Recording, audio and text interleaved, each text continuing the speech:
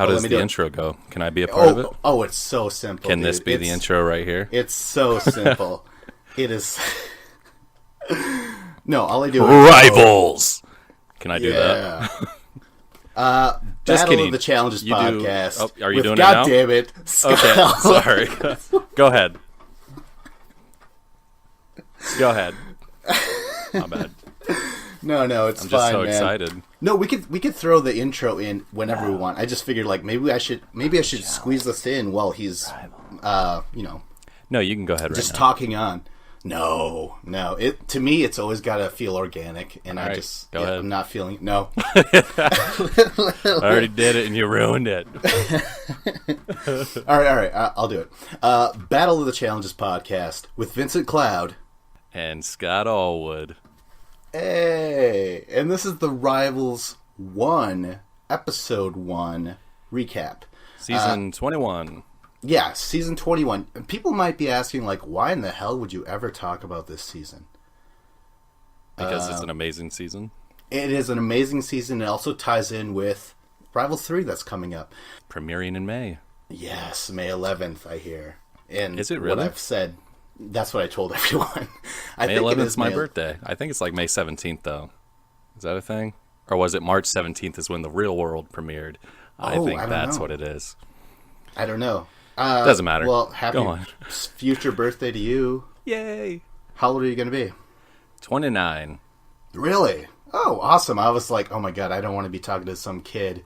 Because, like, when I was watching those, let's get into it real quick. When I was watching those vicious challenges of yours, I was like, I don't know how old this guy is, but he's extremely ambitious. I could tell that. When I was watching all your stuff, I was just like, this guy, he's just come up with so much. Well, you and your friend, Tony. Right. And then, Well, later should I go on- ahead and explain that real quick to the listeners, or that what the Vicious Challenge is, what you're talking about? Basically, No. the challenge, but Yeah. small town scaled. Way more vicious, though. He said, I mean, that's what it's called, right? You wouldn't expect the type of viciousness that comes with these challenges. Only from Illinois, right? Clinton, Illinois, Yes. that's where you're from? Illinois Central, IL. Central. Yeah? All right. Okay, so we were talking about Rivals 1. What I wanted to say real quick, and then we'll get into Vicious Challenge. I was going to say, why cover Rivals 1? Well, you know what? I happen to be a fan of The Godfather Part 2. And if you know anything about The Godfather Part 2, is that they show... It's basically a sequel and a prequel. You know what I mean? So why not show the rise of Rivals 1, and then what I'm guessing will be the descent of Rivals 3. That being said, I'm trying to say I don't have too much faith in Rivals 3, but I'm right there with you. Fingers Are ya? crossed. Hoping you that it's are going to be kinda, good. aren't you? Yeah, But see, I'm not really thinking that it's going to be spectacular. yeah, I've got some worries, but whatever. That's how it's been for a couple of seasons. But when you get to Rivals 1, I was just psyched. I was just like, oh my god, Wes and Kenny, that is amazing. And CT and Adam, I kind of heard of that, and it's coming up, and I don't know, we'll talk about that. But I did not watch these when they first aired. I watched up to about season 15, The Gauntlet 3, and then I stopped watching them because I was busy with the Vicious Challenge. I didn't want it to kind of like mold what I was doing with my own show.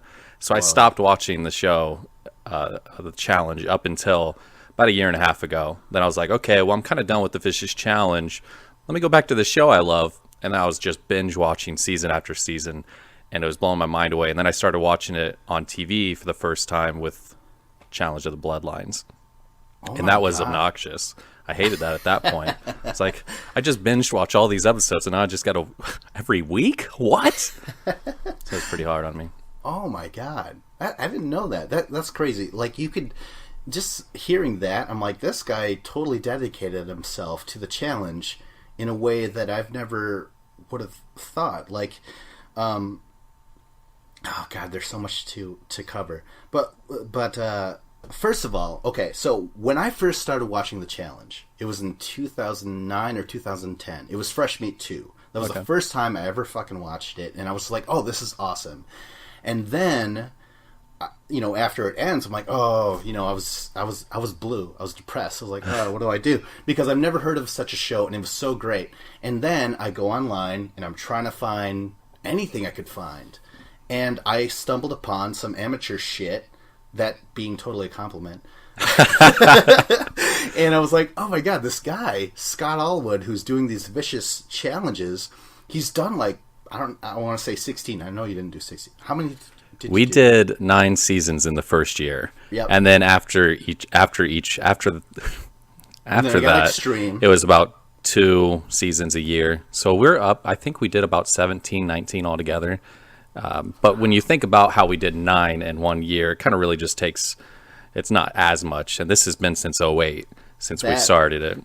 That is nuts, man. Like, I watched all those seasons, and I really had no idea until your more recent season where you had podcasting alongside of it.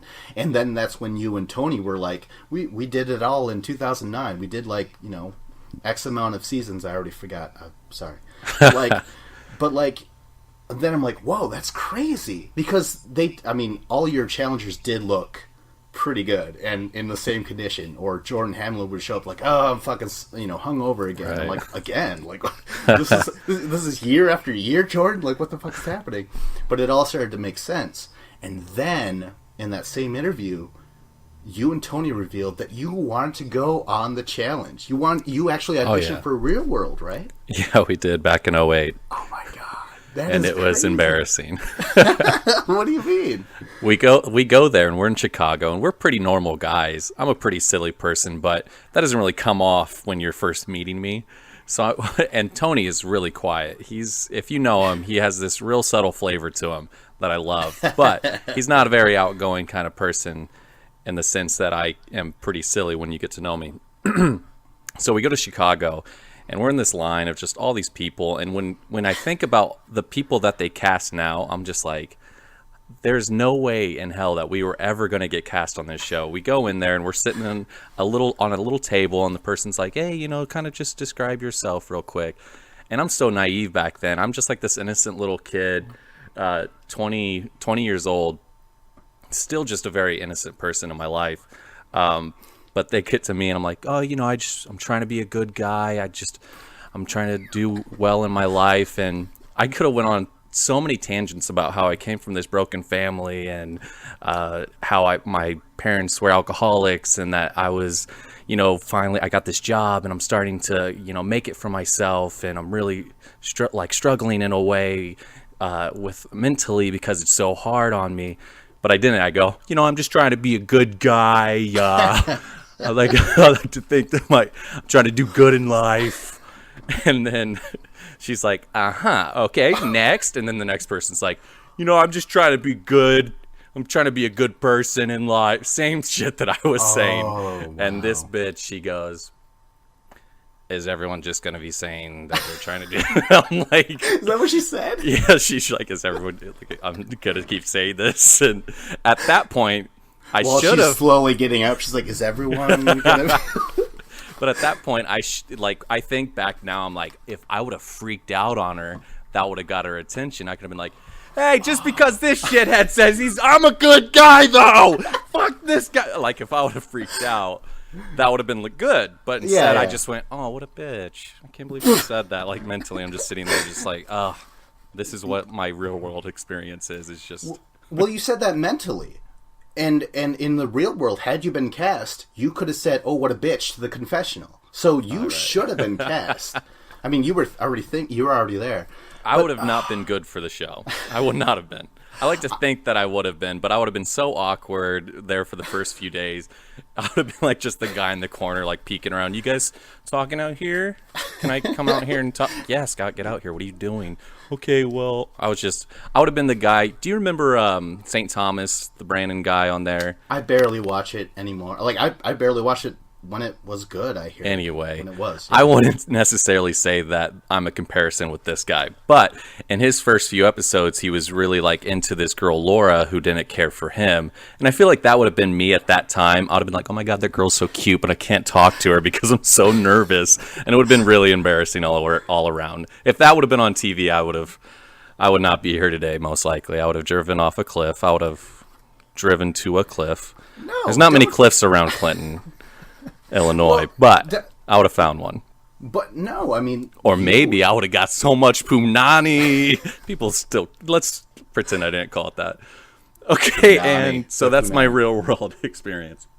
That's But not a real world. We went to the real world hoping to get on the challenges because we were big fans of it. Oh man, but like you said, the whole reason to do it, just like Sarah Rice, was to go on the challenge. So had you gone on there and longed for that woman the entire time, they could be like, "Hey, let's cast them both in the next challenge." You know, exes, something like that. I don't know, but hey, I think it was for the cool. DC season, which is not. Oh, you could have met Emily. You piece of shit! You could have said. Sorry, I don't know why I said piece of shit. But they were really asking if like you were into politics and all this kind of stuff, and I didn't really give a shit about that stuff. So I You're went like, on what the season clues like, about the next location? Shut up. You Republican? Okay. You want to kiss? So, oh, that's crazy. You would have been with Ty, or Ty took your fucking place, man. Yeah, I'm sure they saw me, and then Ty probably was soon after. You remember that really weird guy who started off the worst casting session of the table? Man, we could have had him, but no. Speaking of Ty, we shouldn't get into Cash yet, but I'm not a fan of him. Oh, right. No, that's fine, man. Maybe we should get into Cass because we've been talking a little while. Oh, that's empty. Where are the full ones? There we go. All right, man. You know what? I felt like we did enough of the pre-podcast that I feel almost comfortable enough to talk about the actual episode now. What about you? Oh yeah. God, I don't know if I want to do it now. It's funny though because let's get into it. I'll just say this right off the bat. I did not care for the episode. I actually thought it was kind of a letdown, given the awesome theme, given the cast. The great cast. Yeah, the great cast. There are things that I love in this episode. Things I don't like in this episode. The mission, the elimination, everything around that I liked. And that's what I like. That's basically what tunes me in every time is the mission and the elimination. Everything else, I know it's part of the episode. I know it drives the politics and all that other stuff, but it's really not what I tune in for at all. So when I look at the mission, which sucks, and the elimination, which is like, are you kidding me? Like, I don't know. Whatever. But let's get into it. Rivals 1, Season 21. Episode 1. Let's start from the beginning. Everyone, walks into the jungle, and then there's this big thing about like, oh, TJ returns. Poor little TJ. Now I don't know if you. TJ. Now I haven't been very secretive about it, but I don't really care for TJ. It's not like I hate him at all, but I'm just like, we could use. You're a better host than fucking TJ, man. We need. See, I love TJ. When he shows that he cares about the show, like in Gauntlet 2, I think a couple people were trying to quit, and he was just hating the fact that they were doing that. And I love the fact that he was bringing that up because you don't have producers being able to say that kind of stuff. So I was glad that he was kind of bringing that in. But at the same time, I can understand why you wouldn't care for him just because he's kind of like, all right, guys, you killed it, so let's go on to this. Well, I thought it was cute. It was a cute opening for him. Yeah? Sure, it was. Let's call it cute. We don't need cute in Rivals, though! Sorry, call it cute. I'll call it... I don't know. I was like, let's get the show Unnecessary. on. Unnecessary let's get the show started already. And right now, like, you get all these people where you're like, oh my god, there's Evan, there's Adam, there's CT, there's Paula, all that shit. And then everyone's standing there. And then they're like... we don't know who the host is this season. I'm like, are you kidding me? Like, we already know, and who gives a shit? Right. But, like, I personally just don't give a shit, but whatever. TJ comes through, everyone claps, Jen cries, hot-ass Jen cries, and TJ's like, hey, thanks, I'm okay Some would now. call it you not having a heart, but, that's not me. I want to do that. Listen, though, who the fuck Like, okay, if you tune into Wheel of Fortune and they're like, is Pat Sajak gonna host this thing? And then Pat Sajak shows up. He's perfectly fine. He's like, Right. hey, yeah, I was injured. Thanks for the letters, Viana, White, Mrs. White. You know, and then, like, I don't know. It was a momentum killer. Yeah. Momentum killer. That is what I was looking for. So What I love about this opening, though, what I love with all of them standing there, this is back in the day when people had no idea what was coming. At this point, we are 4 seasons back to back, different formats. That doesn't happen these days. This was 5 seasons, all different formats. It was like Duel 2, then it was The Island and Fresh Meat, and every single one of them was completely different. Then all of a sudden, they're there. They're really surprised. This isn't some fake ass like, oh yeah, Battle of the X's 2, cool, whatever. Yeah. No, this is legit stuff from the group. Rivals? Oh no! Adam's like, CT, I hate that guy. He punched me in the face. Which TJ even says, he's like, you might have all guessed it, but you're with your enemy. They might have given you beef or punched you in the face, and that gets a little bitty laugh. But I'm like, that was a violent scene in the Duel 2. That was a scary scene. That was yeah, extremely violent. Punched you in the face. Yeah, and then later on in the episode, CT says why it was so violent because his fucking brother got shot in the back. Oh yeah. You know, so That I don't know. that was. Whew. You don't typically get that kind of backstory in the challenge, and No. when they bring that up, because everyone was like, "What the hell was that guy's deal?" And then all of a sudden, it just makes total sense, and it's just I can't believe that guy was going through it at the moment. Why did he go on the show? Like, Yeah. No, it was a mistake. I mean, and we'll get into it later where Duel 2 for CT, that was such a jumping off point. That's how we got Rivals 1, and that's how we got Battle of the X's 1 and Battle of the X's 2. You know what I mean? Because Diem was like, hey, how could you fucking fuck Siobhan on the ceiling or the roof, sorry. It sounded like CT was like clung to the ceiling when Diem's like Just in there, and then a holding. little drop of semen drops. Straight out of Spider-Man 1. That's a reference. I think that was a scene in there. Yeah. Yeah. Sorry, I just watched that movie again. No, I that love was the porno you were thinking of. Yeah. Spider Cock is what the movie he's referring Yeah. to. Spider-Cock. And what was I saying? Yeah, but then, you know, he also got in that fight with Diem, and then because Adam said what he said, that's why he... No, he said something to Diem, and then CT's like, oh, fucking Adam is blowing me... blowing my shit up right now or some shit, right? That's why he went on that rampage. But I guess, you know, we're actually dipping right into the very first pairing. TJ's like, hey man, you're with your enemy. CT and Adam King. This is Duel 2, from Duel 2 I mean. And CT gets announced first, right? He walks out of the group and no one, like almost no one claps. Everyone At this point, hates it him. had been 4 seasons since he was on the show. Like, he hasn't been with the group of regulars at this point. It is, and like you said, everybody hates him. They're like, what a fucking asshole. You punched Adam. We don't like you right now. Yeah. And it, you know, like, I understand that. I mean, when he punched Adam, he more than just punched Adam. He chased him around. He wanted to... Tried to eat him! Yeah! He said he was going to eat him! His head. But, like, he was going to eat him. He was going to go all Mantis boy on his ass, man. So now they're like, okay, CT and Adam King. So Adam's like, I can't get away with him. Can't get away from him, no matter what happens or whatever. And that was cool. Should we be putting ourselves back in 2000 whenever this happened? We don't want to think about the future? Yeah, we might as well. I had to do that for the Duel, where I'm like, oh my god, given how everything I know now, should I just put myself in 2006? Maybe it would be more fun to kind of just compare what's going on now, because I wanted to say something about how back here CT is hated. Right. But right. now, Bloodlines literally just came out and everybody was like, oh my gosh, CT, we love you so much. Yeah. So it's kind of strange. Yeah. So right now, things he evolve. is reviled. Reviled? Is that a word? Sure. Reviled. No, it's not. Is it? I don't think that it is. Well, then don't say sure. God damn it. You're just like Taylor.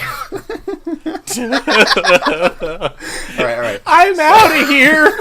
You promised you wouldn't say that. I just said that for you to record, dummy. No. All right. So here we are. CT one finally team returns. into the Yeah. 14 teams that we have to go through. All right. So I'll throw this in real quick. CT is back mostly because producers snuck him in for Cutthroat. They're like, hey, man, show us. Audition for us to get back on the show. And boy, did he ever. The Bananas backpack from Cutthroat. Awesome. So now CT and Adam. That's team one.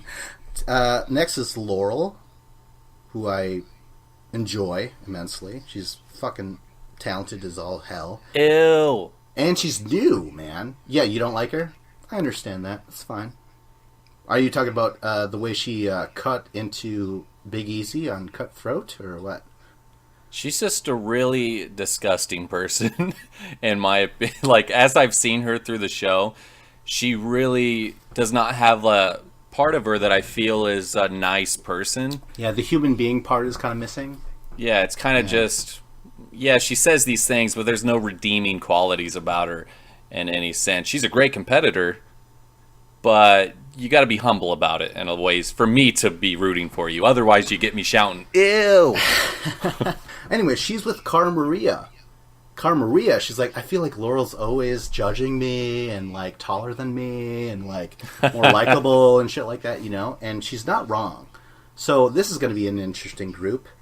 See, I'm already putting myself in that year. It's hard to kind of take in the future a little bit because I feel like that taints it, no?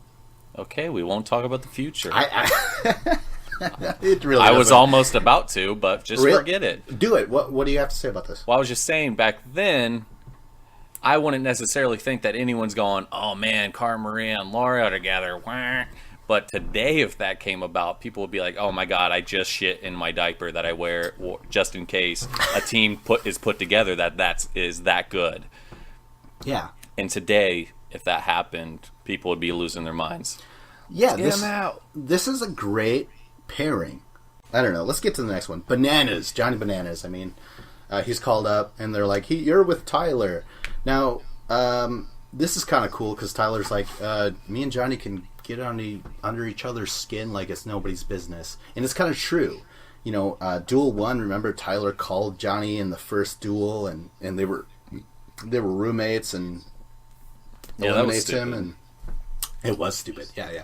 But, like, Johnny said to him, when Tyler was crying, Johnny was about to leave, Johnny's like, no, man, you did what you had to do, or whatever, you know? He was like, no, there's no ill will, or whatever. Cut to Gauntlet 3, Johnny's like, I'm gonna go, we're gonna throw in Tyler, and I'm gonna say it myself, and, like, you know, Tyler, go girl, and shit like that, you know?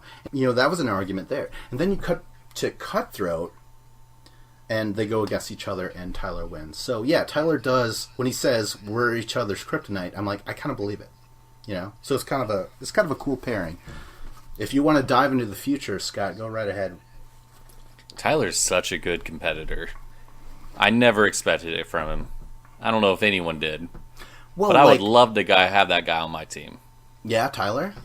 Oh, yeah. Well, like, he wasn't good until previously. He just won Cutthroat. And that was where he actually had some balls and, like, some masculinity. He didn't act all fey and shit last season, you know?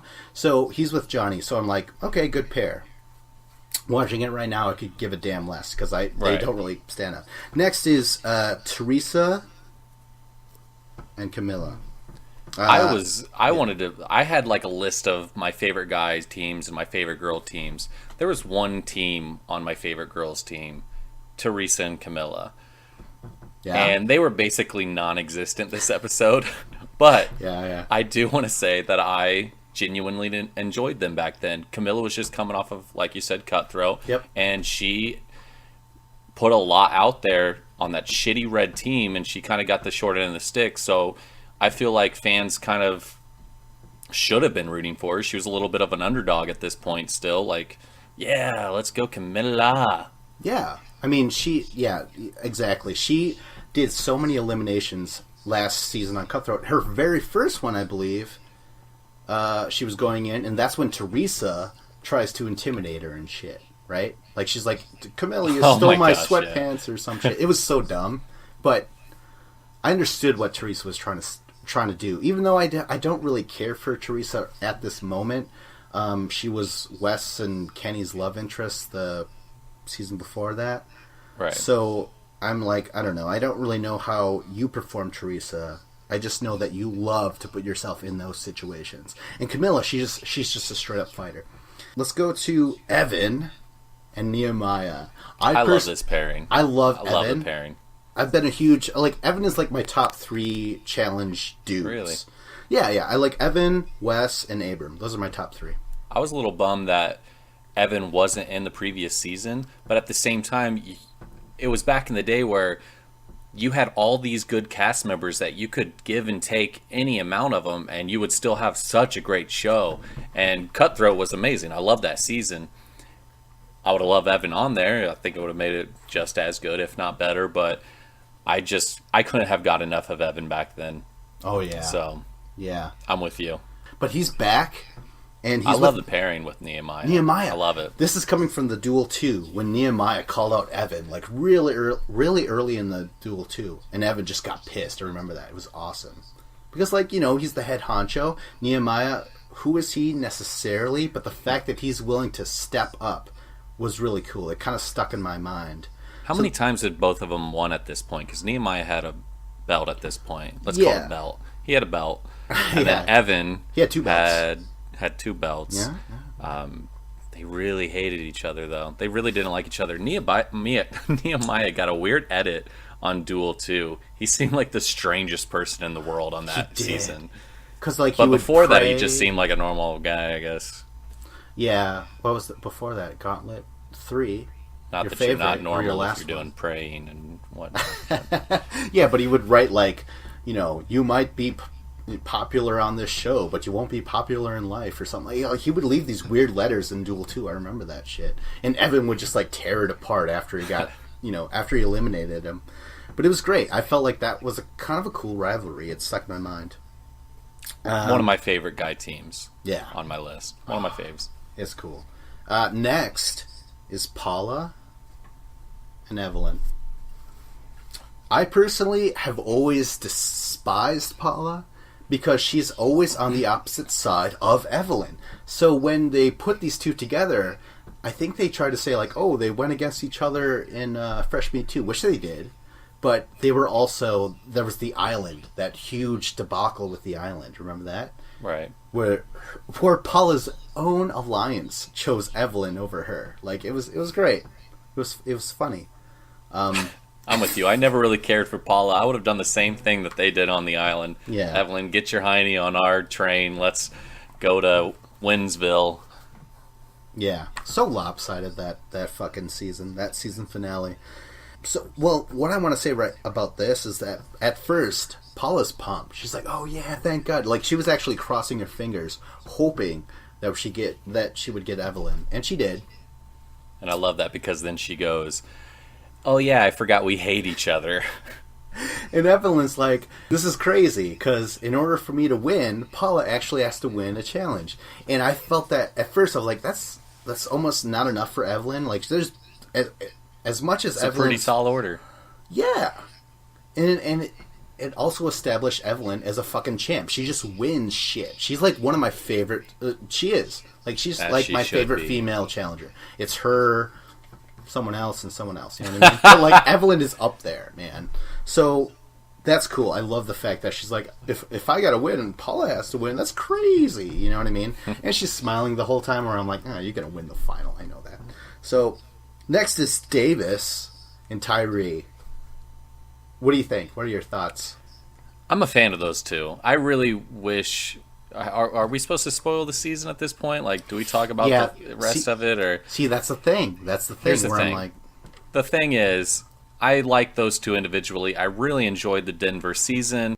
I thought they brought a lot to the table. I was always kind of just everybody thought they were so bad, but I knew that they could be so good. They're not bad competitors by any means. Mm-hmm. So that when they got together, I went, cool. They're not the strongest, but they're a strong team in their own way. Right. And, like the last time I saw Davis, he was fucking jacked as shit. Like, he was huge in the duel, too. Yeah. I don't know if you remember that. But he was, Yeah. and he challenged Evan. He was the first guy. Like, Nehemiah actually fucking said, we got to take down these head honchos. And Davis was the first guy to call out Evan. That could have been a cool rivalry. But since everyone remembers Tyree and Davis getting into that shouting match or whatever the fuck, I never actually saw that season. What did they do? Was any punches It was a thrown? drunken night, and I mean, Tyree was just trying to be his like big bad self, and Davis was kind of just getting in his face, being like, just hit me in the face, come on. And I think he ended up saying the N-word or something to Ooh. Tyree, so it was a big deal, and he was about to go home. That's crazy. Yeah. Man, okay, so no one actually like hit each other then? They It was did just not. very heated, but it was entertaining enough? Like, did you feel Oh yeah, like this? I loved yeah. it. I loved every second of it, and I really enjoyed the next day when because Tyree didn't come off so well. He's a very, Even though he wasn't the racist one? he's a very easily unlikable person when portrayed out there. Just kind of it's his nature. Not a lot of I want to say there's a lot of Tyree fans out there, but the next day, he's like, it's all good, man. Like, Right. I understand. I want you to stay, but just understand that wasn't cool. And I don't know. I guess I've always been a fan of him since. I just kind of like his demeanor. I wish he would have done better in the previous seasons. And He's got something to prove, though. He's got something to prove, and I like him. I like him as a team. he's got something to prove because, like, leading up to this, what was his performances? Inferno 3, first eliminated. Right, but it was The against Alton. Island. Like, how are you gonna hate on him? No, that's what people don't want to bring up at all, and neither do I. Well, you said that Tyree was like, "Hey, man, this is all in the past." So, like, they gotten over this shit. Oh, and yeah. Now, years later, they're gonna be a team, right? That's Yeah, crazy. they're good. Next is Jen and Mandy. This is stemming from Fresh Meat 2 when Jen punched her, right? Pretty You much, fucking- yeah. Yeah. And that was part of the trailer. That was part of the... Hold on. We're not going to record. I mean, we could record, but I'm not going to talk about the challenge as soon as these dogs stop barking. God damn it. I think it adds some flavor. Does it? Yeah. I'm like, are we in some sort of bad part of town where, like, the dogs keep barking? Like we're just walking down through New York City and, oh shit, the dogs!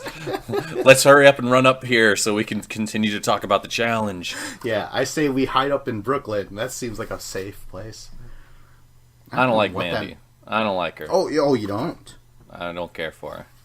What I was going to say is that Jen punched Mandy. Right. That was in the trailer. That was even in the opening every single time. Yet Jen was not disqualified, and I heard that. I'm pretty sure producers were like, "Listen, we can't lose another team over some bullshit." And Mandy's like, "Yeah, well, what about my eye?" or something like that. You know what I mean? Right. But I feel like no. What was it? No, Jen was working with Wes that season. And that was when Jen was so undercover that she forgot who she was. She totally Donnie Brasco'd the fuck out of Mandy, fucking hit her and forgot. Or The Departed. That's an undercover movie. Yeah. Anyways, yeah, you don't like Mandy? Not a fan. Why is that? Real quick. There's something about, I just don't like her personality on the show, I guess, in a way. Anytime she comes on, I go, eh. Well, there's not really much of a personality, so... You know? But Jen, Jen and Mandy, who knows how they'll perform. Let's just move on. Next is Leroy. My boy And- Roy Lee in the house. Here we go. And then Leroy is with Adam Royer. Adam, my boy Royer in the house. Great team. Love the team. Yeah? Do you really? Las Vegas, season 25. Great season. Las Vegas 2, sorry. I heard it was Love good. the season. I did hear Oh that. my god, you haven't watched that season either? What are you kidding me? No. I watched some of it. I loved Heather. Dustin was with Heather. Every is single just- episode of she's this so season is adorable. so good. She's so cute. You know what I mean? Like, I loved Heather. But, like, outside of that, I remember Dustin and Mike getting into it. That's what I remember. Which I felt should have been the the rivalry coming up, but we'll get into that later. Do you know what I'm talking about when I say that? I'm a fan of the team that they brought on, Right. Leroy and Adam. Yeah. Love ya. Okay. Ya. I was Now, super excited about them. Well, Vince in 2000, what year is this? What year did this come out? 2011, maybe?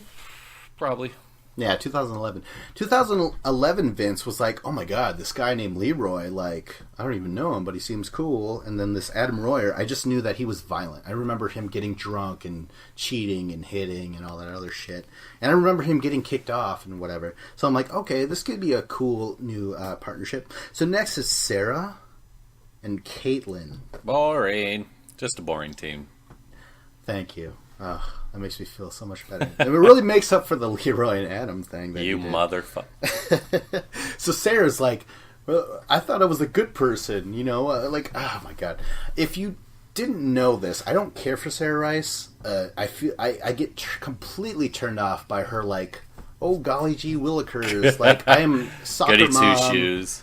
Yeah, and it can work in some instances, but we'll get into that later in the season. You know what I mean? Like, whatever. Going And on a she's- season, you don't want Caitlyn on your team.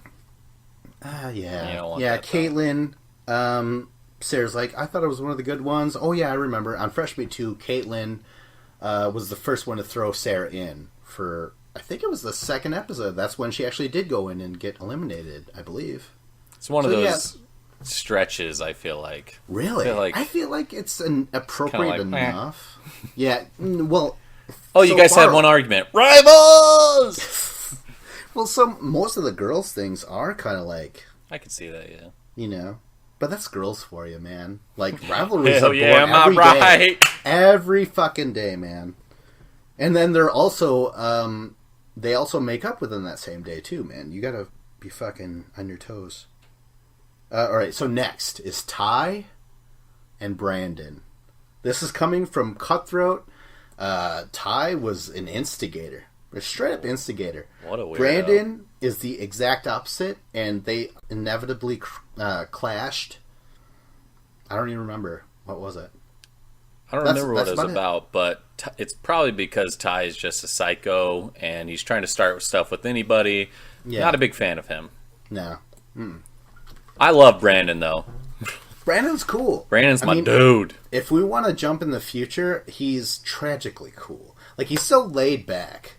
I might cut that out. But, like, that is, like, his fucking Achilles heel. You know what I mean? Like, he just does not push himself or anything. He's I feel like so fucking everybody. laid back. I feel like everybody's so cool with him. They're like, "Oh, he'll be fine if we get him out of here." Yeah, exactly. They're like, he doesn't need $100,000.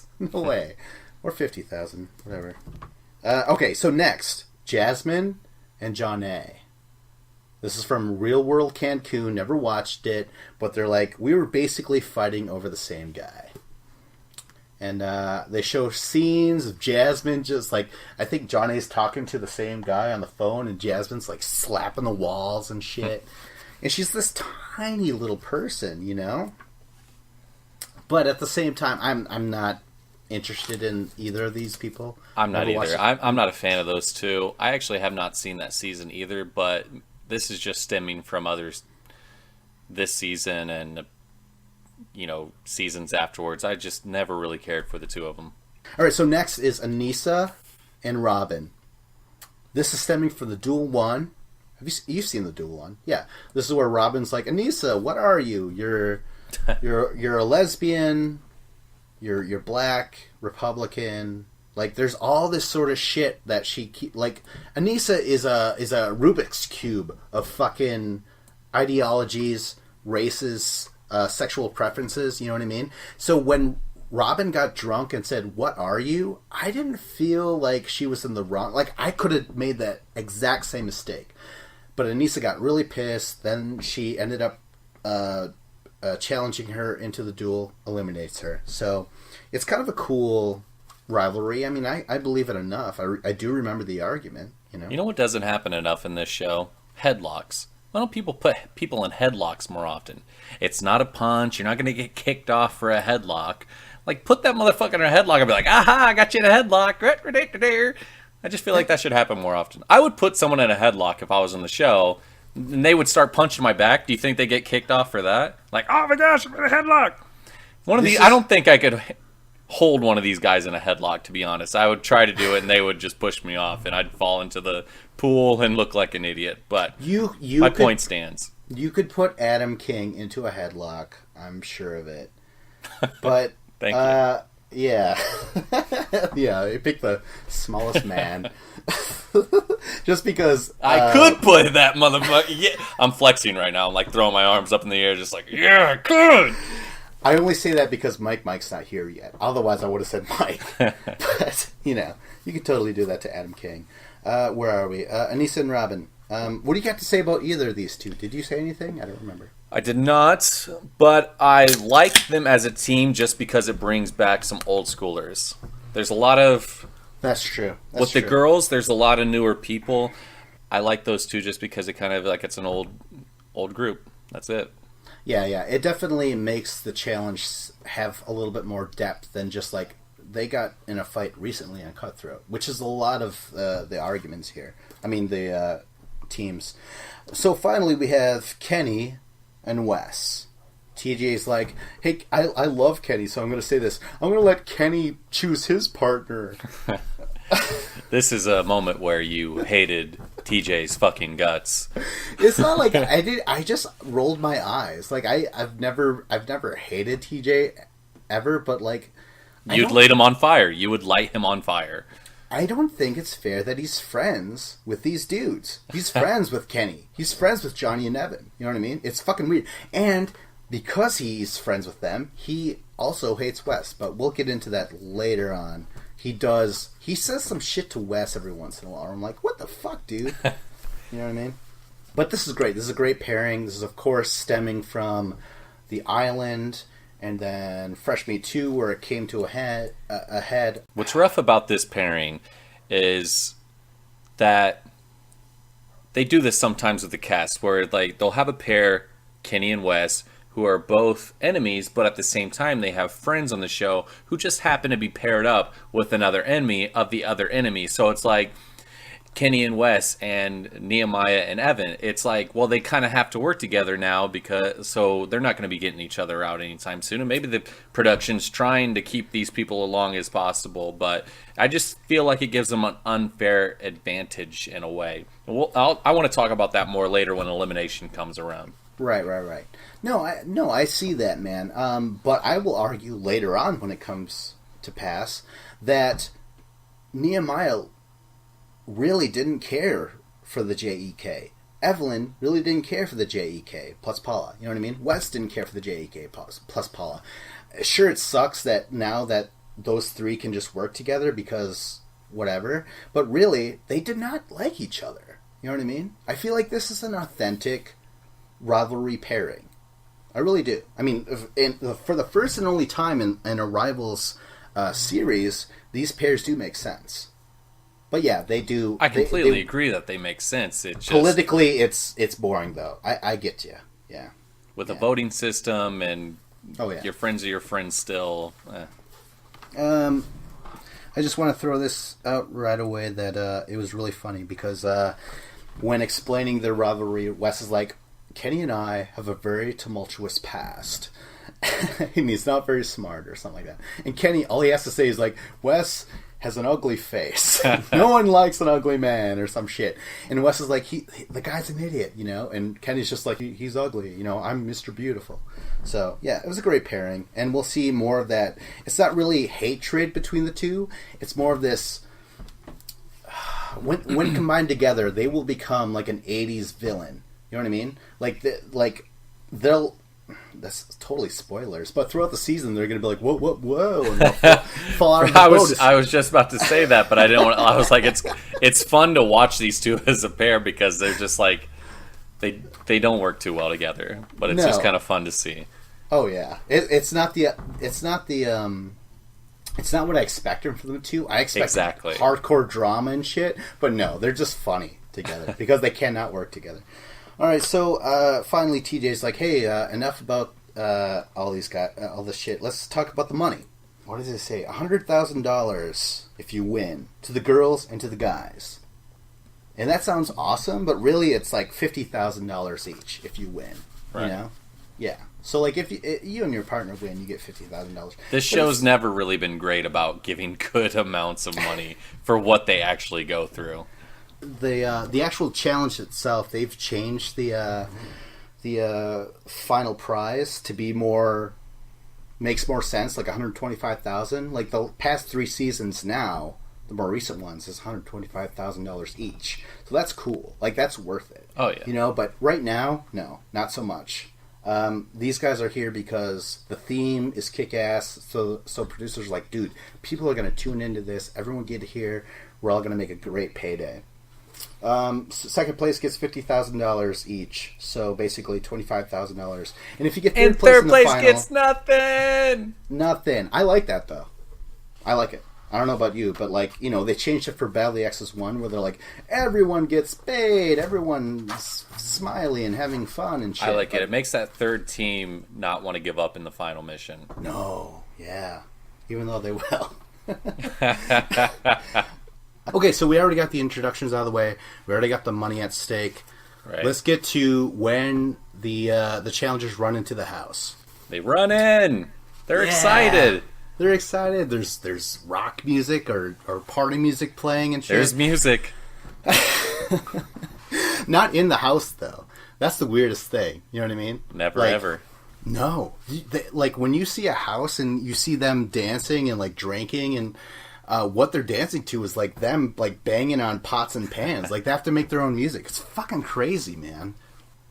I don't know. What do you got to say about Everybody this? starts talking. Everyone's kind of like just mingling. And immediately, Wes kind of takes aside Leroy and Adam, and they're in the kitchen, and they're just kind of talking, and Wes is like, oh, you know, you should come over to me, and he's like, dude, rookies are the most easily manipulated people ever. And it makes me so mad. I'm like, why? Why do you, like, this is a thing that still is being said by him today. And, but it's also true, isn't it? But what drives me crazy is that these people are coming in there and they're going, oh, yeah, you know, like, you know, we're rookies. We're going to forget the vets. Forget them. We're going to do this rookie revolution. Every season there's a rookie revolution. But then at the end of the day, they always still, like, you know, make alliances with the vets. And in a way, it makes sense, you know, just so they can try to stick around. But you know that they're always going to... I don't feel like the rookies... Leroy in particular, ever really try to get away from this vet alliance that they have. I feel like I would be the same way. No disrespect to him. I feel like I would want to go in there and be like, no, we're going to make a name for ourselves. We're going to go in there. We're going to win every mission. Oh, we didn't win the first mission? Okay, well, but we'll get to that in a minute. What I want to say is I feel like the rookies should have a little bit more of a backbone. I hate when the vets do this little, although it's funny, I hate when vets like Wes say, haha, it's so easy to manipulate everybody, when really just the rookies are trying to play a decent game. It's not about you being a great manipulator. It's about the rookies just trying to stay in the game on their first fucking season, bro. Right. Well, I mean, like, had you and Tony gotten on here, undoubtedly... Wes would have walked up and say, "Hey Scott, hey Tony, I've seen your vicious challenges." He would totally. You guys are the bomb. He would totally seduce you. You know what I mean? Like, and I would be seduced as well. I really think I would. I like that word. You He know? would seduce the shit out of me. Yeah, You're right. man. Because I had seen him on shows before. I'd be like, "Oh my gosh, he's talking to me. He wants to be in alliance with me. He wants to fuck me over later in the season. That's amazing." I'm just a small child from Central Illinois. Boy, oh boy, big old Wes." Now, here's a story. Tony, co-creator of this challenge with me, says that he was at a concert one time. Five Finger Death Punch is what I want to say the concert was. He swears up and down he saw Wes there.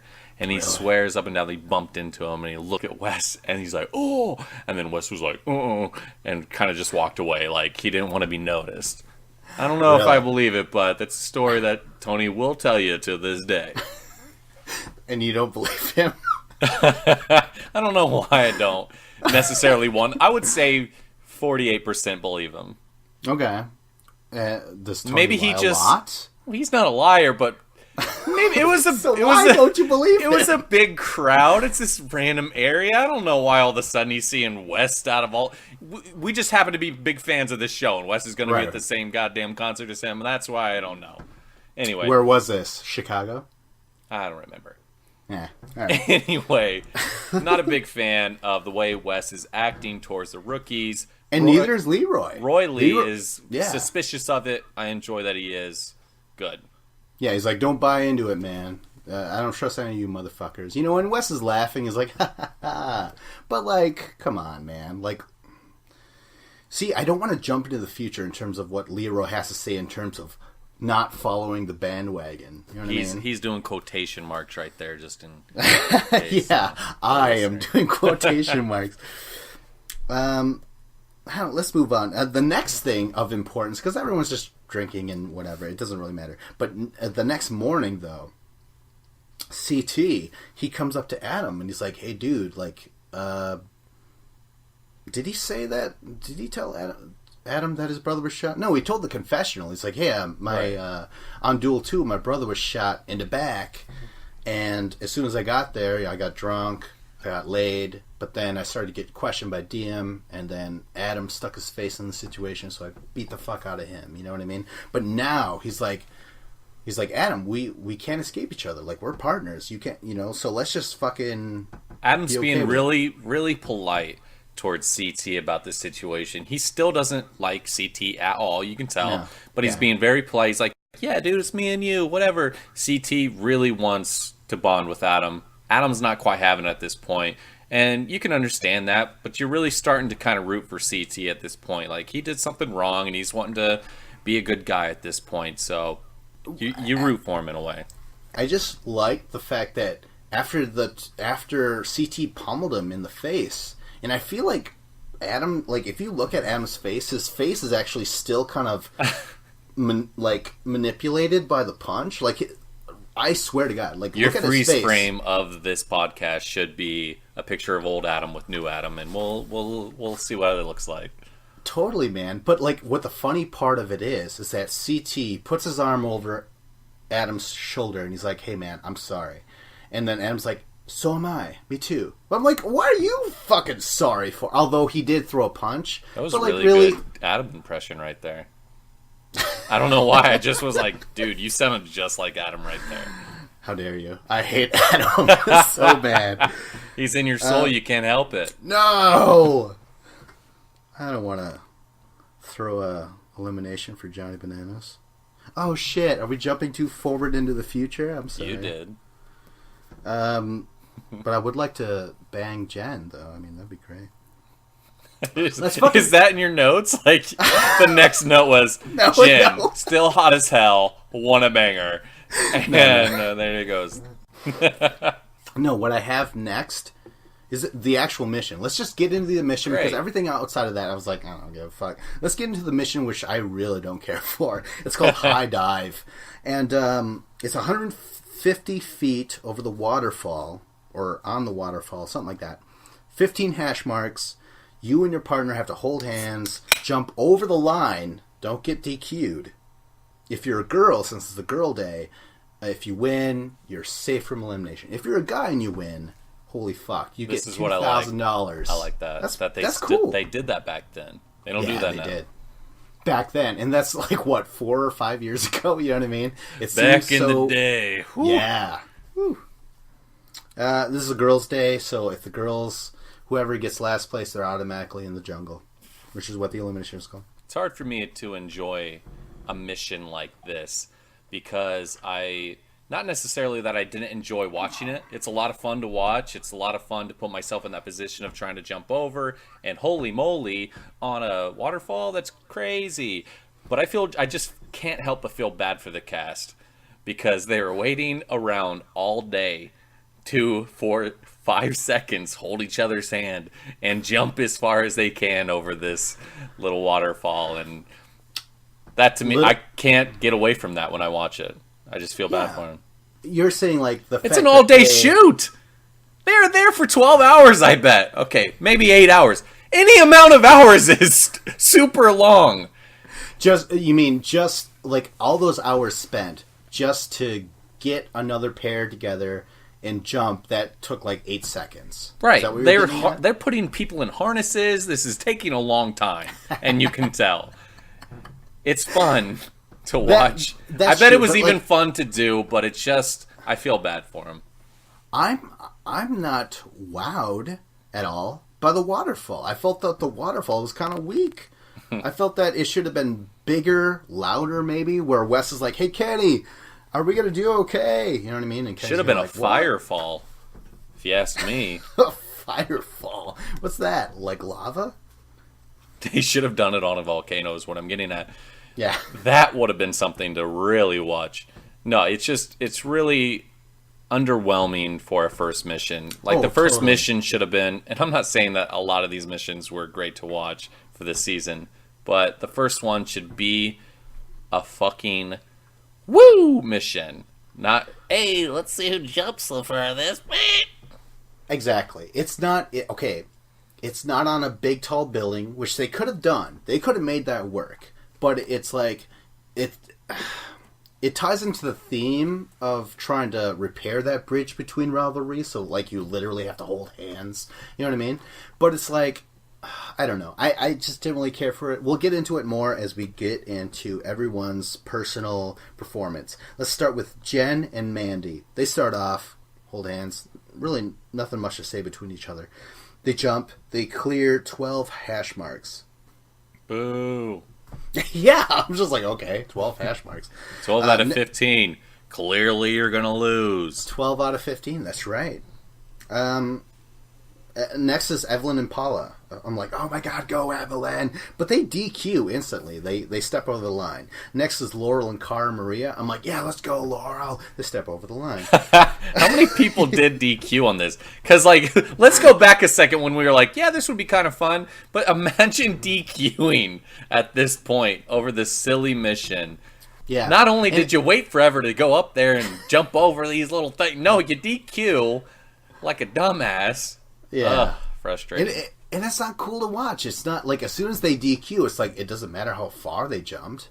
You know what I mean? So it just sucks to watch. It's I'll go on the record by saying that this was probably the worst premiere for such a the idea, the theme was so the fucking format badass. is perfect.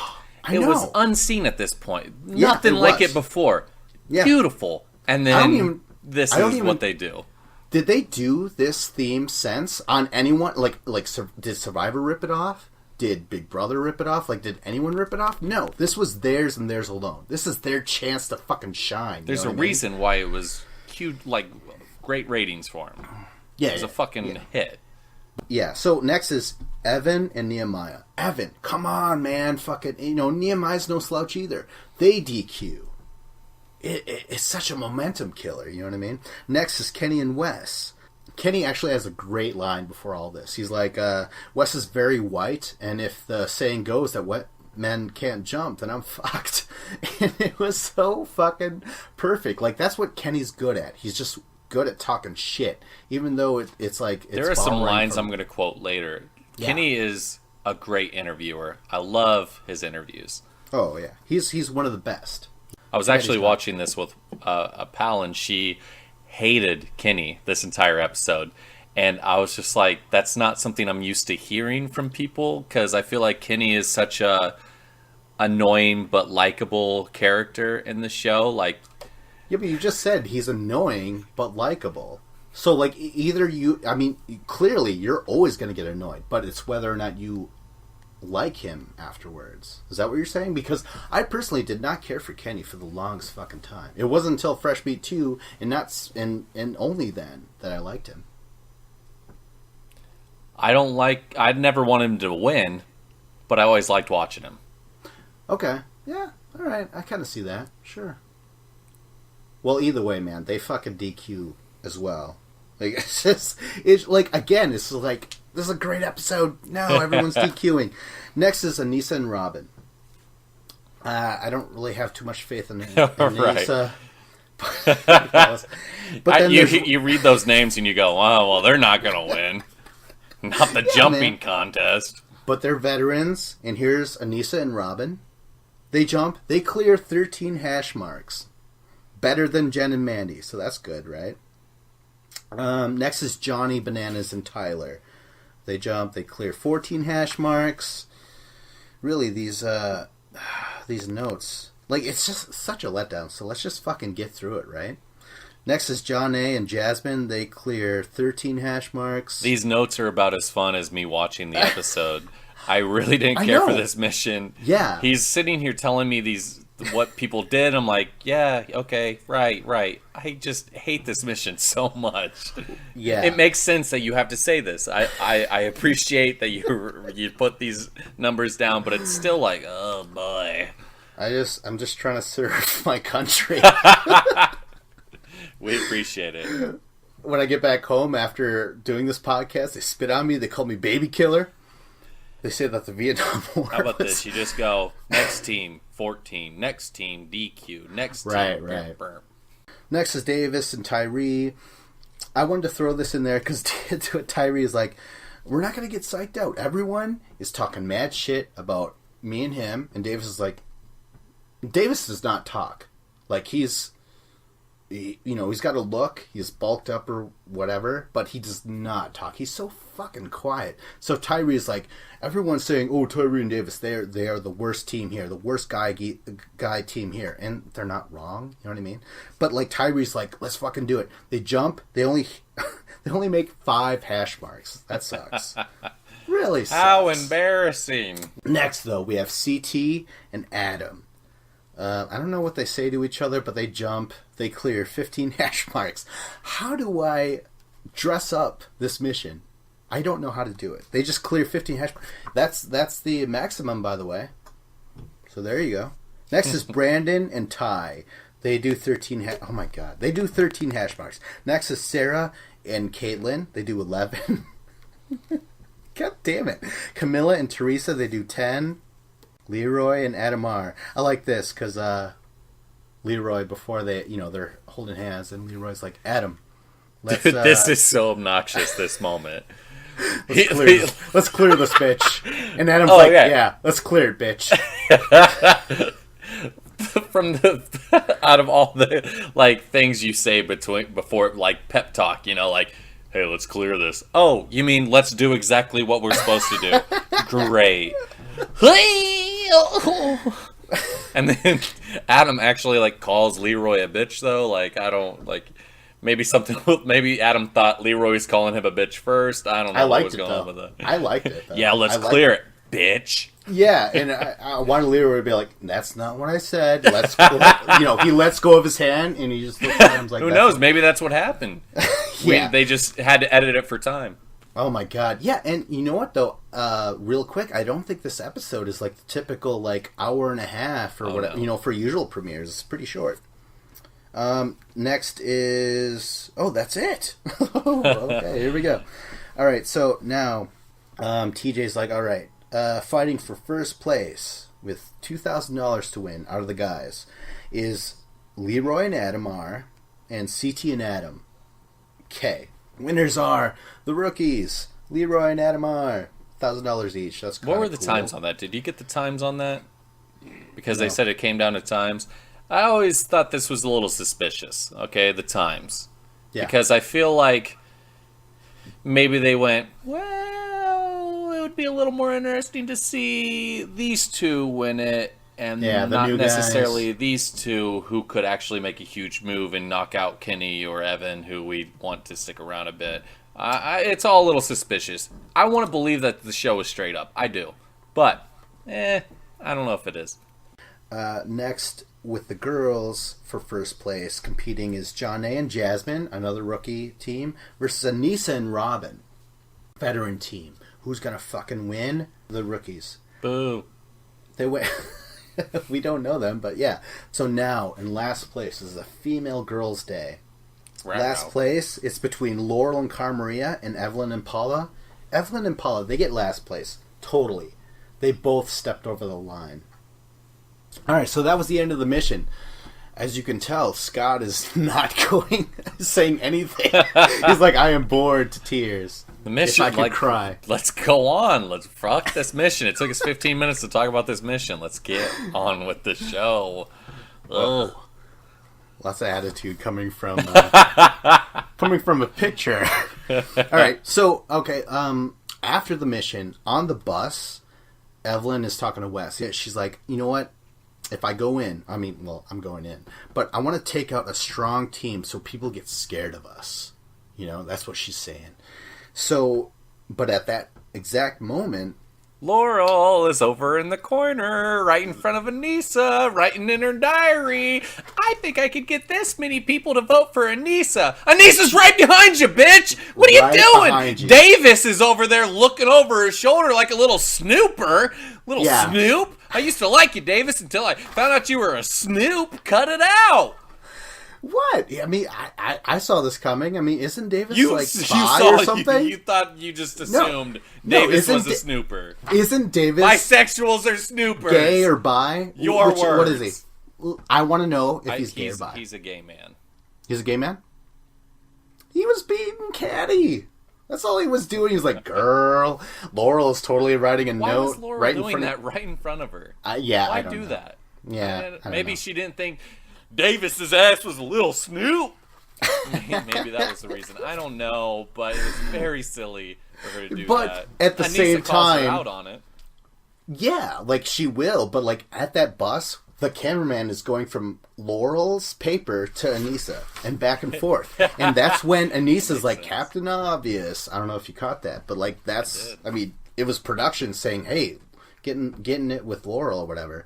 So back at the house, Anissa does confront Laurel, like you said, and Laurel's just trying to say, like, I was just wondering if I could get the numbers. Oh, yeah, that'll make it calm down. Like, I wasn't trying to throw you in, but I was just, wondering if it was possible. Listen, I love that Anissa confronted Laurel. Yeah. Anissa's a No, badass yeah. at this point. But then we get Okay. Caitlyn, of Yeah. all people, stumbling Yeah. in drunk as hell. Hey! I know you guys are talking bullshit, and I hate it. Caitlyn, get Yeah. that. Like, Laurel the Caitlyn's whole like- time, like, she just gives her this look like all the viewers are thinking, get the fuck out of here. Like, what are you doing here? You are nothing in this game. Yeah, Please this isn't the scoot boys' along. restroom. Yeah, you're in the wrong room. No, that's a good point. Laurel just gives this look that everyone, like, Caitlyn, God bless her, like, what she says has a lot of good points. She's like, listen, Evelyn might not ever be in the jungle ever again.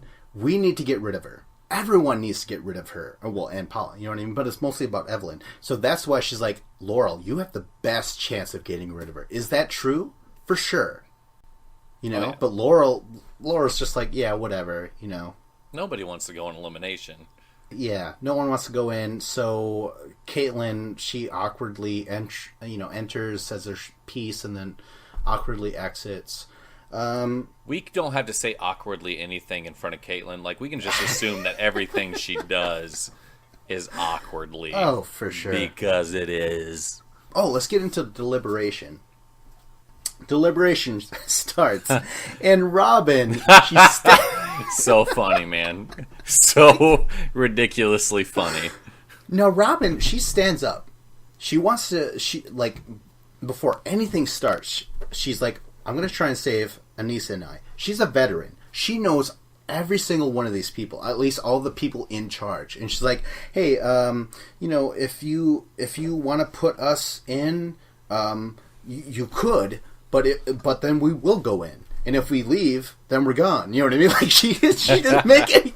Like, I was like, wait, It was where a are the solid cons? 30 seconds of my nonsense God. that she's It just was. talking around herself, not making any sense.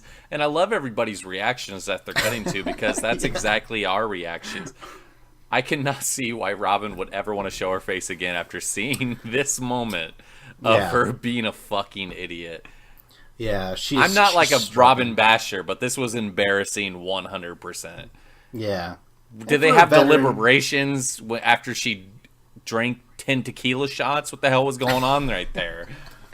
I think that's just her, man. You know? I really do. Like, she's always been kind of a social outcast. Like, if you remember Duel 2, where they're like, "Hey, Right. Robin," like, she's outside the house, and everyone's waving at her, like, "Hey, Robin, you're a psycho. Everyone hates you." And Robin's like, "Hi, friends." You know what I mean? Like, I feel bad for Robin. So Robin, she's just being, she's crumbling under the pressure, under the spotlight. So she's like, Anissa, help me. Why So why Anissa- she didn't call her sooner is beyond me. Anissa, she's like, you know what? I'm sick of the bullshit. I think it was Tyree who's like, well, who do you want, to go instead? And that's when Anissa's like, Laurel and Cara Maria. And Laurel's like, don't say my name, bitch. What's crazy is that Anissa is at this point in her interviews going like, I can't believe, because obviously Laurel votes for it back, and then, the votes get going. And then Anissa's kind of like, well, how dare Laurel do this? It's bullshit. It's all no, but like you called her out literally in front of everybody. Laurel's not gonna at this point go, you're right, I'll go in. Yeah, but no, Seriously. I totally agree. Like, Laurel already got the number. She thought of it. She thought it through. So why That's wouldn't the she go last ahead? person she should have said. Yeah. When she knew that Laurel knew she could get the numbers against you. Why not call Camille and Teresa? Someone with Why less not? pull. Exactly. Why not call a fucking rookie? Anybody would have been better. Anissa, you dumb cunt. Yeah. Oh Jesus. Wow. Hey, can we talk about how Tyree and... Well, I'm sorry. Okay, so Anissa, Robin, they go into elimination, and then everybody's having, like, a little party and stuff. Can we talk about how Tyree and Jasmine hook up? Kind of like they start kissing? That was going to happen right before I say this. I'll throw this in real quick. Right away, Robin's going in, right? Wes and Adam K are saying, like, hey, you know what? You're going to go in. I think Wes says you can either beat Evelyn, change the entire game forever, or you get eliminated and you go home to your son. And Robin starts crying like, that's why I'm here and shit like that. You know what I mean? Yes. And the whole son thing. yeah. Obnoxious. And that son will never go away. He's never going to die. He will be part of the challenge in Belle the Exorcist 1. Hey, Mom, remember when you lost the challenge for me? Thanks. So, yeah, okay. So everyone starts drinking. Like you say, Tyree is getting his drink on. And so Jasmine is has this a little, boyfriend. this little Chihuahua chick, I don't like Jasmine. I'm not a big fan. But I'm a big fan of her hooking up with Tyree because Okay. I was happy to see Tyree hook up with someone, because every time I see Tyree with ladies on the show, I'm like, I flash back to him in Denver, the Denver season that he was on, and there was this moment where he was in the hot tub, and Okay. I believe it was Brooke and Jen were in the hot tub with him.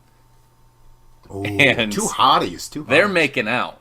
And they're kissing. They're having a grand old time. And Tyree's over in the corner just like sitting there watching them. jerking and then, it. and then he keeps like, hey, can I get in? Hey, can I make out with you? Hey, can I What? Can I make out with you guys? And then they just keep ignoring him, making out with each other. Oh, And man. I couldn't help but feel so bad for him in that Yeah. moment. So I was like, oh man, like finally someone is making out with him. And this is where one of my favorite quotes by Kenny comes in. Kenny comes in and he's talking about the situation, and he's like, Tyree is disgusting. The guy sleeps with his sneakers on. Jasmine's gonna smell like bacon for the rest of her life. And That was that's one of those moments where, like, I'm not necessarily rooting for Kenny ever, but when he says stuff like that, I go, I want you to win. Like, I want you to win. At least in this moment. Like, that is beautiful. It is obnoxious. And it is everything I wanted in this moment. Those two hook up, cool. Kenny's being obnoxious, saying random quotes about Tyree's disgusting because he sleeps with his sneakers on. It's an amazing moment of the show. One of my favorite quotes. yeah. I mean, but Ty finally gets some on the show. He even tells Jasmine that. He's like, you know how long I've waited for a black woman that actually likes black dudes, And, yeah, it was crazy. Poor little Jasmine. She gets, like, split in half like a fucking coconut. For real, though, like, that is actually a worry about me. I'm glad that it didn't seem like they, had sex, because what the fuck? Like, she is tiny and he is huge. Yeah, yeah. And if the urban legend is true, and I do mean urban. All right, calm down.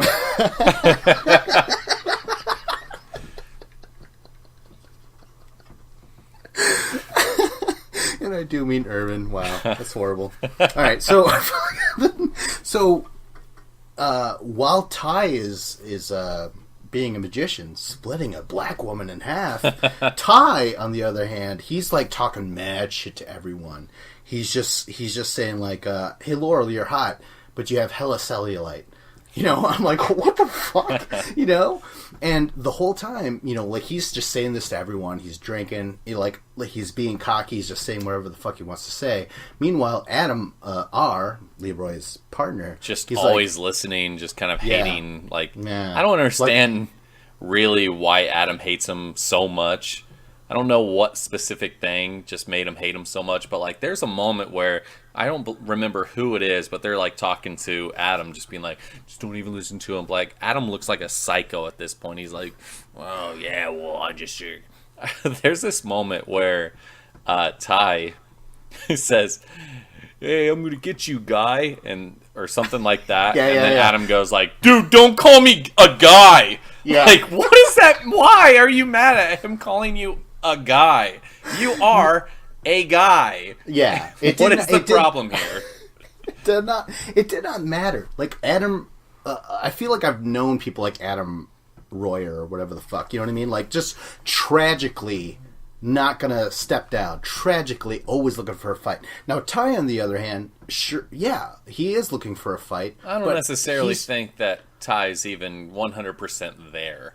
I know he Right. always says, like, oh, you know, I'm just trying to get people to hate me because then if they punch me, they go home. When I look at Ty on this show, he makes me uncomfortable. Like, there are people who act crazy on the show, and I'm like, fine. But I see Ty, and I'm like, he's a little cray in the brain, 100% psychopath. I don't think it's 100% an act, like he is trying to make it seem like. Well, that's exactly what Brandon says. He takes him aside. He's like, dude, what are you doing? Like last season on Cutthroat, like you rubbed so many people the wrong way, especially the girls. Like, remember when he fucking pushed that entire bunk bed on Emily or something like that, or a plant? I don't know what he did. There's a plant involved. Yeah, and even though Emily is strong and doesn't even count as a woman anymore, like, you can't do that to a chick, man. You know what I mean? Especially if you're a black dude, you're gonna seem so much scarier. Maybe that's what it is. Maybe that's what it really is. Brandon's Adam's over there "Trust me, like- I'm black, you're black, we gotta be careful." Adam's over there giving Ty the crazy eye because he called him a guy, and I'm sitting there Yeah. like, I love Adam. Adam's cool, but Ty is doing him, and I'm like, that guy is really crazy. I don't want anything to do with him. Please get him off my TV screen.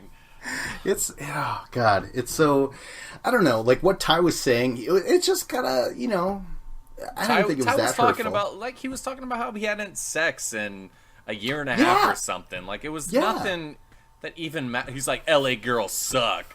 Yeah, and Adam's like, what do you mean? You know, like, Why did Adam care so much about that? Nobody should care. LA girls, Ty, what the fuck are you talking about? LA girls want to fuck. 100%. Yeah, if you're a producer, they totally want to fuck, man. That's all you got to do, Ty. Hey, I'm Ty. I'm a producer for Nerd. Want to suck Well, he could have dick. said the challenge, you know what I mean? He could have said that. He could have. All you got to do is say you're on the challenge and a girl will suck your dick. Yeah. You know how many times I've had my dick sucked because I've said that I'm the producer of the Vicious Not, I'm just kidding. That's obnoxious, but here we are. Well, I was gonna say, like, you know, forget it. You know what I mean? Forget it. I was gonna say, well, And something funnier. Hold too on. racy. let me too cut racy. that. Yeah. It's too racy. Okay, I'll tell you right now, it's too racy. Yeah, I do tend to kind of go overboard, and I edit almost all of it out, you know? But, All right, so Adam punches Ty right in the head, and all of a my sudden, God. everybody's going crazy. Adam hasn't had enough. Ty's going, hey, come on, why don't you come back over here and hit me again? I felt nothing. Adam's like, oh, you want some more, brother? He knocks over Mandy, and I'm like, yeah! And everybody else is like, oh, no, please, Mandy. yeah, Fucking why is Mandy. it that all of a sudden Mandy is the precious little, you know... They put it in slow motion, like anyone's really going to give a shit, but... I don't mind Mandy. You hate her, and admit it. Yeah, I was glad. I was glad that a little horse face was thrown to the floor. Thank you. Jesus. Finally, some truth from this guy. No, okay, I'm trying to it find is where an we're awful at. moment. You bypassed so many of my notes. I have no idea where we're There are at. more notes in between Adam and Ty getting in a fight and then Adam punching Ty.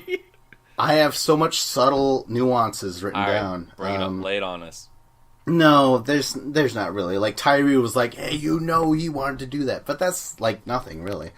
But the best part, though, okay. Mandy's thrown to the floor. Adam hits Ty. But a weak fucking hit. I gotta say that. Well, I mean, they Did you see had it? 4 guys on each of them, like, trying to Yeah, that's separate true. this fight. Yeah, It's yeah. understandable. Okay. All right, so afterwards, fucking, producers show up and they're like, Adam, you gotta leave. We do not tolerate this. Why unless is it you're- everybody's always confused when this happens? Adam's like, Yeah. huh? What? Really? Really? Yeah, you fucking punched him. That's against the rules. Let's go. That's got to be like rule number 1. Now he takes off. He's fucking out of here. Mandy has to be checked out by the paramedics or whatever. She comes back out. She's okay, but CT is like, this is great because madness is everywhere and it has nothing to do with me. You know what I mean? Like he's having a little flashback, a little Vietnam flashback to the Duel 2. When he was killing dirty Viet Kings, Adam Kings. You know what I mean? Like he was just like, Like it, So I like now Mandy, she, before she's like, I can't see and shit. I mean, that felt kind of serious. And I just wanted to say that Jen was the one that was by her side. I just, that's the nuanced shit. Like, you could barely see it. It's like 2 seconds long. But Jen is like, are you okay? Because I want to stay on the show. You know what I mean? So Jen's just looking for camera time. She's a whore. No, I do think it was pretty nice that she did that. And I feel like I would have done the same thing, if my partner was potentially going to be knocked out to where they were have to. You blind. kinda To have where they to, were don't blind. you? I go, please don't be blind. We got to make this money. They cut off that scene where Jen was literally saying those words to him. What's your next note? Ty, he's like, you know what? And he's going to bed at this time. He doesn't give a fuck. He's drunk. Ty gets He's on sleepy after he TV. gets He got punched. hit by the face by a lame fucking punch. by the right? face. And he's like, it wasn't done out of malice, but if I could get every single male competitor to punch me in the face and get eliminated, that'll be great. I thought that was a good line. It was, but then when you think about the reality of it, it'd be a really boring fucking show, Ty. So please don't do that. Yeah, that's true. Although it would be great if he had one of those. You ever watch Army of Darkness? Yeah. Where Ash is in the graveyard and he's like, "Oh my god!" and all those fists punch him at once. That would have been great. If And all that's- the guys, Ty's just standing there, all of a sudden, every single male castmate's fist, boom, right onto his head. and then you hear little Tweety birds. Yeah, it would have been great, man. But that's not the final. That is not. That would have how been it's a all good gonna end. 3-episode season. You're right. Mandy comes back and they're CT.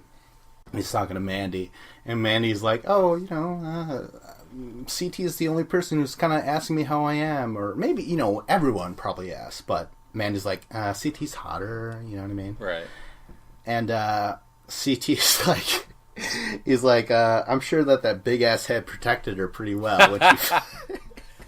All right, so let's get the fucking elimination, the jungle, the final part of the episode.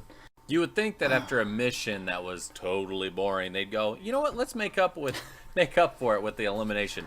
No, they decided the exact opposite. Actually, they went, let's go even lamer with the elimination. Yeah. Please explain the elimination for these listeners. I would love to, but right before we get to that, Oh my! Ugh, We have sorry, to I throw jumped this the at- gun. we we have to throw this in. TJ's like, "Hey, Leroy, your partner Adam Royer, he was violent. He threw a punch. That's not allowed. He's out of here." So, unfortunately for you, Leroy, you're gonna get a partner. And not only are you gonna get a partner, but this guy will be your best friend. What a crock of That's shit, good. by the way. Did fair. Did you watch that season? You said you did, right? Yeah. Yeah. They were friends. They were Yeah. buddies. So let's just move on to the jungle. The jungle of the night, female jungle night. It's called Hands On. Doesn't look that hard. No, it's you stand on either side. You hang on to each other's hands. In the middle, there's like a pit of mud, but it's not a big fall. That's the worst fucking part of it. You know what I mean? Like it's like a 2-foot fall. Yeah. It would have looked so much more interesting if there was like a pool of dirty water or something like that, and they were up really high, just like not even that high, like 12 feet high. That's it. More than I mean? 2 feet. Yeah. Yeah, they're 2 feet. They go on these little pallets. They hold hands. Every couple seconds, TJ turns the crank so that they're a little bit further away, And I don't know what we could say about preparation, but like I guess Robin was pushing and Aneesa was pulling because she had her arms really close to her body. Well, Aneesa was like completely outstretched. Evelyn and Paula, they're pretty even, and they're also communicating. They're like, "Hey, are you okay? No, you have to, stop pulling a little bit, sit up a little straighter, whatever, And that's it. Robin falls. I don't know how to explain. I don't know how to dress this up anymore. There's nothing to say or dress it up with. Aneesa and Robin were totally huge idiots in this elimination. I don't understand how you could flop that badly in this simple, boring elimination. All they had to do was look to the right and go, "Oh wait, maybe we shouldn't be doing this way." They didn't. I don't understand. It's just very silly to me in a lot of ways. It should have been, I don't think they should have used this elimination. Maybe it was more fun when the producers did it behind the scenes. I don't know. Yeah. But it was not fun to watch. So it's disappointing. And Robin falls. Evelyn and Paula, they fall in the mud in celebration. They're hugging. They're covered in mud. It's cute. You know what I mean? It's fine. It's whatever. You said that you would hope that they would have been higher, but they got covered in quite a bit of mud. I don't know if they production was like, "Well, you guys fell, but it's not enough mud," and then they just smeared it on them. But they had a lot of mud when they were talking to TJ. Right. And Evelyn's mud was placed on her so, I don't know, just aesthetically pleasing. Like, she looked cute. There was a little dab on her nose, you know what I mean? And I personally think, not only do I like her physically and, politically, all that shit, but I just think Evelyn's so cute, I know she's a lesbian, but I just think she's adorable. So it's kind of cool. I love the fact that her and Paula are going on. Not surprised at all, though. Not surprised. Sure, Aneesa was like, usually I'm the queen of elimination. I've kicked many an ass, but I have Robin with me. But I'm like, don't fucking push this on Robin. You could not work with her properly. And it's not like Evelyn and Paula loved each other either, but it's just, I don't know. I'm glad Aneesa's out of here. I've had some, not personal history with Aneesa, but I've definitely disagreed with Aneesa's approach to these challenges. And Robin, I like her. But she does get picked on quite a bit. But they're out, man. They're fucking out. They gone. Back of the house, though. The last fucking scene. It's Kenny and Wes and CT. And this is pretty cool. This is kind of cool. It's kind of laying down the track for the rest of the season. The dynamic for the rest of the season. Oh, for sure, man. Kenny, he's just laughing. He's like, CT, you got a cauldron somewhere and you're just stirring it up, waiting for the right time to strike. And CT's like, what are you talking about? And Kenny's saying to the confessional, it's like he's putting on this nice guy persona, but if you really pay attention to him, he's a fucking douchebag. He's an asshole. This is going into the fact that all these guys. How funny is it though that Kenny's saying that about CT? I didn't like this moment, this scene, just because at this point, Kenny is, he is at his high top. He has won multiple seasons. He is just feeling like he is on a throne. I feel like he feels he is a king. And the fact that he has Wes on his team, a great partner, someone who's won before, and then he also has Evan, Nehemiah, people under him that he knows pretty much for a fact that he's going to get to end. like that he's coming at CT in such a manner, because I don't feel like he is thinking about CT's history enough. If I was in this house with CT, I would know CT's history in the show itself, to the fact that he has won multiple lifeguard shields and all that nonsense, all this shit. Yeah. Like, he is a great competitor, regardless of if he's punched someone in the face the previous season. He was actually competing in. I don't like it. The scene makes me not care for Kenny at all.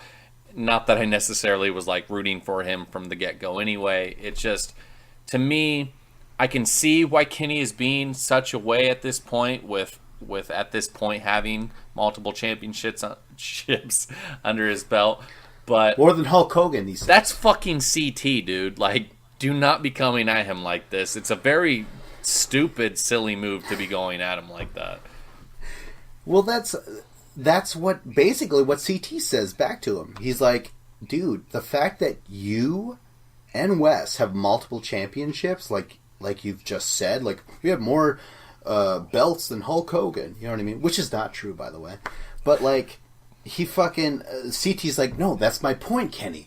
You got, like, as soon as you're bad, you're going in. And so Kenny's like, so what is this, a sales pitch? Like, like, you want me to put you in early or whatever? And Kenny, he's just laughing. Like you said, he's just so, like, He's a little used too to winning. smug. He's a little too smug at this point. Totally smug, man. And, you know, Wes is there. He's not doing any talking.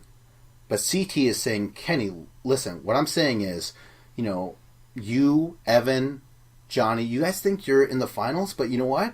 You forgot to mention that I'm in the house, bro. And that's all he had to say. And I feel, you know, Wes didn't say shit, and I felt like that's why Wes didn't say shit. He's like, hey, I'm a cocky motherfucker, but like, CT is saying, like, you know, you're only the monkey wrench in your plans is that I'm here right now, and that's brilliant to me. He was kicked out for being so fucking horrid and just not only a great competitor, but like, he's so violent and just so real and extreme. And now he's back, despite the fact that he shouldn't be around anymore. But now he's here. I love that you called him a monkey wrench, because they hadn't been dealing with anything or anyone like CT in the past like 4 seasons since he had been on the show and fucked it up for himself. You know, like, he is literally the only reason he fucked it up for himself. If he would have stayed on that season, who knows who would have won that season.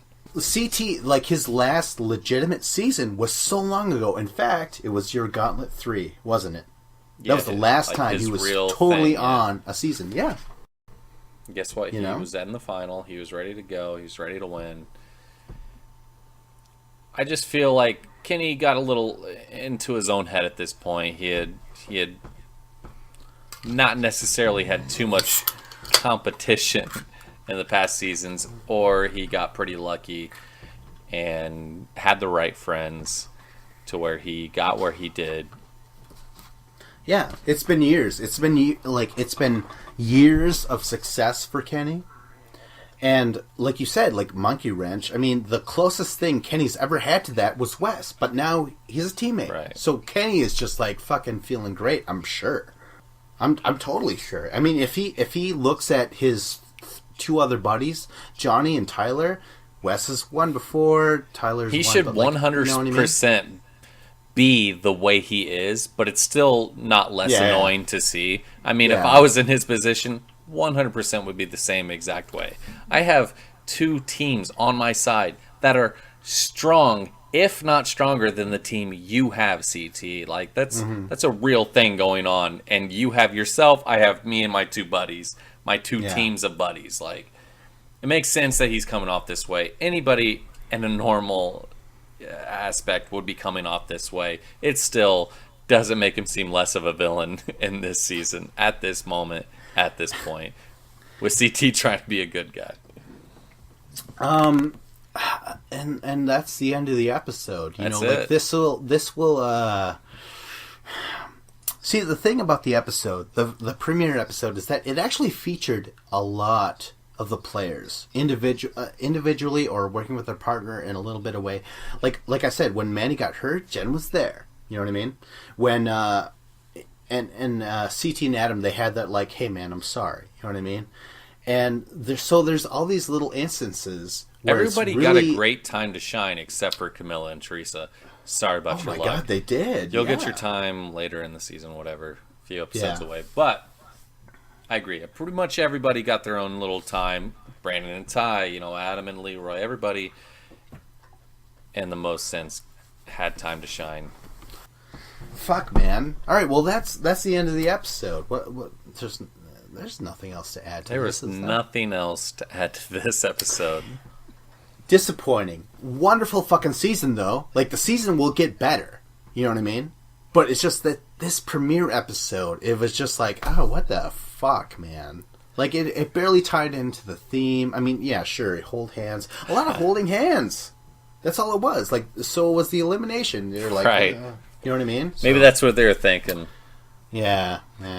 Oh, yeah, we'll What? just have them all hold hands. Yeah, yeah, but like to me though, if I'm a producer, no, I don't want to make the rivalry mend each other. I wanted to make it worse. Like, you know, spoiler alert, there's going to be a future mission where you have to hose your partner with a water hose, fire hose, and you know that hurts, that sucks, and I'm sure that would like irritate each other. That could have been a great episode 1. You wanna kind of stoke those fires of the hatred. You know what I mean? But that's not what they're looking at right now. They wanna put these people together. Whatever.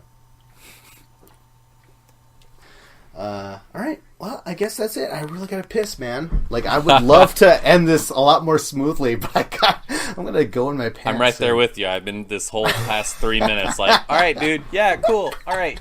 I don't want to tell him I have to piss because he's told me he's had to piss and I made fun of him, but now I gotta piss and I can't be the guy that has to piss. He's gotta be the guy that has to. Anyway, we both understand and we both have to piss. Yeah, so, yeah. This is a weekly podcast, by the way. Tune in weekly. Subscribe yeah. if you want. subscribe, Like it. comment if you want. I'm really bad at commenting You know what? back. I dare you to like. I dare you to comment. I dare you to subscribe. All the above. I'm Vincent Cloud. Hey, my thing's gonna be bye bye. Oh, bye-bye. You're not going to say your name, Scott Allwood? My name's Scott Owen. Bye bye.